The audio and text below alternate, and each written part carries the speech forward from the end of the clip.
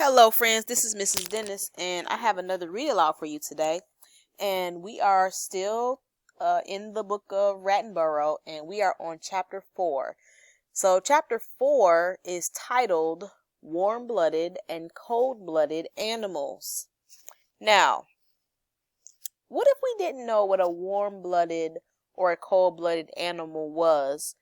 What text feature are we going to use to figure it out? I want you to think about that. That's right, we're going to use the glossary. The glossary will give us the definition of warm-blooded and cold-blooded very quickly. Now, what I want you to notice is that warm-blooded and cold-blooded are capitalized on this page, on page 26. If you were to look that up in the glossary, you will see that it is not capitalized in the glossary. Do you know why? It's capitalized here because this is the title of the chapter. This is the heading. Yeah, so if it's a title or a heading, then it should be capitalized. Fantastic. So, I am going to read to you about Rattenborough, and we're going to start with warm-blooded and cold-blooded animals. Here we go. Rattenborough, here again. In chapter 2, you learned how scientists classify living things into one group called kingdoms.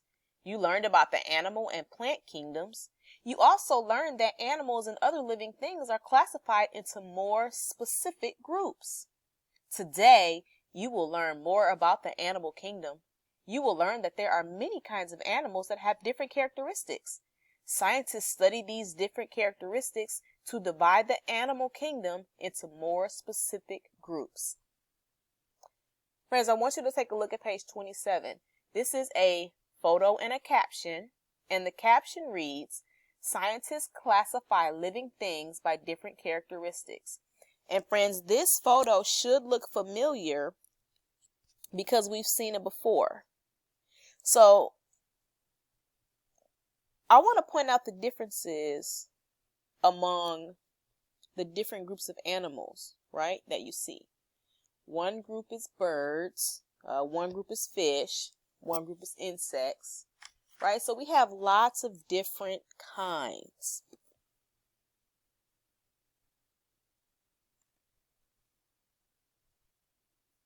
So here we go. Now, we're going to talk about some of the characteristics of mammals on page 28 and 29. And then I want to ask you a few questions. So I'm going to start reading. Many animals, such as cats, mice, rats, cows, elephants, tigers, and even people, belong to a group called mammals. So you and I are mammals. All mammals have hair, but some have more hair or fur than others. You have to get pretty close to an elephant to see its hair, but it is a mammal. Another characteristic of mammals is that they give birth to live babies. Mammal babies begin breathing, moving, and looking for food as soon as they are born. Mammal mothers make milk to feed their newborns. This is another key characteristic of all mammals. Do you think this crocodile is a mammal? No. Well, why not? Crocodiles have scales, not hair or fur. Crocodiles lay eggs, and baby crocodiles hatch from those eggs. The baby crocodile does not get milk from its mother. Its first meal might be a bug. Later, he'll eat bigger animals. Crocodiles belong to a different group of animals called reptiles, along with snakes, lizards, and turtles. So, friends, I want you to think about the main idea of page 29, which is the page about crocodiles. So what is the main idea of that passage? And I know it's very short, but remember, the main idea is what the passage is mostly about. So that passage is mostly about what? Crocodiles. That's right. That passage is mostly about crocodiles. Well, what are some details that support the main idea of crocodiles, right? What supports that idea? What are they talking about? Yeah, crocodiles have scales, not hair or fur. That's one supporting detail. Another supporting detail is crocodiles lay eggs, right? And a baby crocodile hatch from those eggs. Another detail about crocodiles is that baby crocodiles, they do not get milk from their mother, right? So we know that the main idea of page 29 is crocodiles.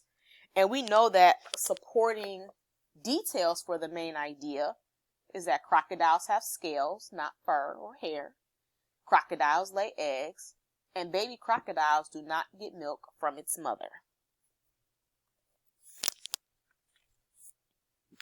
Scientists also classify animals as mammals or reptiles based on how the animals control their body temperature. All animals need to keep a constant temperature inside their bodies for their bodies to work properly. If an animal gets too hot or too cold, its body will not work the way it should. An animal may become sick or even die. Mammals are warm-blooded animals. When warm-blooded animals are in a cold place, they use energy from food they eat to keep their bodies warm. Some warm-blooded animals shiver to keep warm. When they shiver, their bodies make heat to keep warm. When warm-blooded animals are somewhere hot, their bodies react in a different way to cool off. Some warm-blooded animals, like people, sweat to stay cool. Dogs pant to stay cool. Other warm-blooded animals drink lots of water as a way to cool off. Did you know that cows need to drink almost a bathtub full of water a day? Warm-blooded animals act in different ways to maintain a constant temperature inside their bodies. Mammals can live in habitats with different temperatures because their bodies do not rely on the environment. Warm-blooded animals, like mammals, must eat often to make energy to heat or cool their bodies. Most warm-blooded animals need to eat every day. Some need to eat every hour. So let's think about the main idea of these pages 30 and 31, okay? So when we talk about the main idea, what are we talking about the most? What are these two pages mostly about? Yeah, they're about warm-blooded animals, right? So we're talking about warm-blooded animals.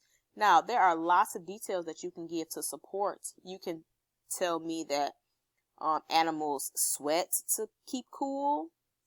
They pant, dogs pant, drink lots of water. So when we're talking about the main idea of warm-blooded animals, or warm-blooded animals cool off in different ways, we could talk about all the different ways that warm-blooded animals cool off.